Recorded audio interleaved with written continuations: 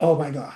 Um, I tell my dancers that while I do not enjoy performing on stage anymore, teaching a class is sort of a performance every time. It's not because I want the accolades or anything, but it is putting up a show in a sense. You prepare, you have a plan, you have a vision, you know where you want to go, you know what you want to do. And depending on who you're teaching, who are the people in the class, the joys are different.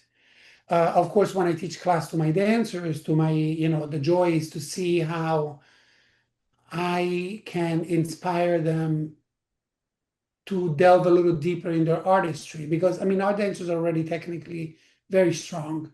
They're all very accomplished dancers, but it doesn't mean that they have accomplished everything that they can.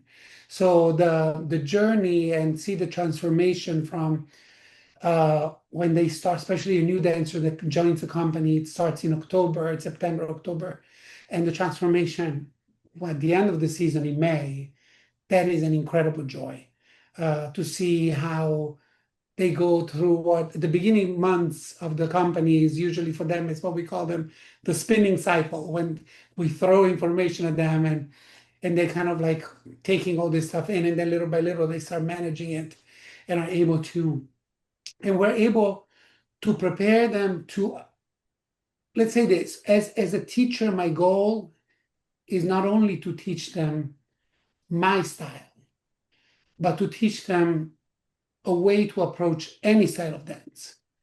And so to see them perform the work of Joffrey, or actually it's the Gerard Arpino, or the work of Jose Limon, or the work of Danny Lewis, or the work of Diego Salterini, or the work of Anna Baumgarten, and being able to approach Tandy Bio like we're doing this year, or Isadora Duncan, and see how they are able to manage it.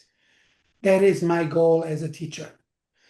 Because if my goal would be only to teach them what I know how to do or what I want them to do for my choreographer, then I will not be successful in creating a versatile company and a company that is able to do all the kind of repertory that we do. Then when you teach, younger students and to see when the light turns on in their eyes.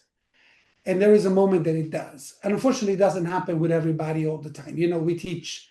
I teach, seems like an exaggeration, but every year I probably teach 500, 600 students throughout the world between the Joffrey residencies or the Joffrey auditions or the several summer programs where we teach.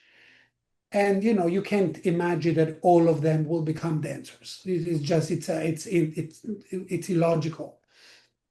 Your job as a teacher is not only to teach them, to approach dance in a technical way, in a healthy way, but also to inspire them and to maybe create not necessarily dancers, but people that will have always dance in their heart, either as dance audiences or dance supporters or therapists or whatever. But there is a couple of times where you see that kid and you're like, oh, the light is on, and then you know that you can move them forward, that you can connect them to the next opportunity and give them an opportunity to go to that program or to the other program. And being that Hannah and I have been teaching here now for ages, we have now all students in different levels. Like we have students that are still dancers, students that are students, students that are dancers, students that are directors of program, students that are, they work professionally or they're in castings.